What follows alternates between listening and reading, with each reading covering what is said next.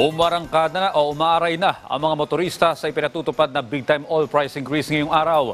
Nasa Commonwealth Avenue sa Quezon City, si Joshua Garcia live. Joshua? Rise and shine Pilipinas, rise and shine Audrey. Nagsimula na ang countdown ng Christmas pero heto, tumaas na naman ang presyo ng mga produktong petrolyo ngayong araw na dinadaing ng mga motorista. Kaya karamihan sa kanila naghahanap ng mas mura na pagkakarga ng krudo. Gaya dito sa kaban ng Commonwealth na may ilang small players na nag-aalok ng mas mababang presyo sa kada litro ng gasolina at diesel. Naglalaro, Audrey, sa 2 piso ang diferensya kung ikukumpara sa mga big players. Ilan naman sa mga motorista dumidiskarte na lang daw ng ibang pagkakakitaan. Gaya ni Sergio na hindi na rin alam kung paano pagkakasyahin ng budget sa pang-araw-araw.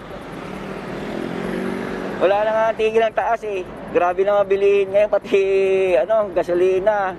Talagang rarakit na talaga para may extra income. Audrey, may iba naman maaga pa lang ang nagpakarga na ng krudo. Gaya ni Jessie na nagpa-full tank na bago pa man tumaas ang litro ng diesel. Pagkakasyahin na lang po siguro.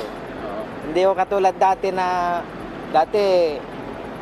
hindi kami nagpupultang ngayon, kaya nahabol ko po yung magpultang kasi tataas naman po ngayon. Audrey, simula kasi ngayong araw tumaas ng 2.50 o 2 pesos and 50 centavos ang kada litro ng diesel, habang 2 pesos naman sa litro ng gasolina at kerosene. Inaasahan naman ng mga oil industry analysts na aabot sa $100 o $100 per barrel ang pandaigdigang presyo ng langis ngayong taon, bungsod sa pagbawas sa output ng Russia at Saudi Arabia, kasabay ng tumataas ang demand mula naman sa China.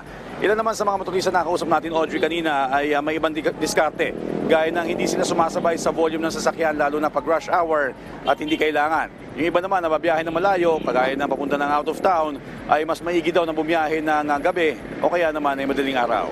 Yan muna ang latest. Balik sa inyo dyan, Audrey. Konting tiis muna. Maraming salamat, Joshua Garcia.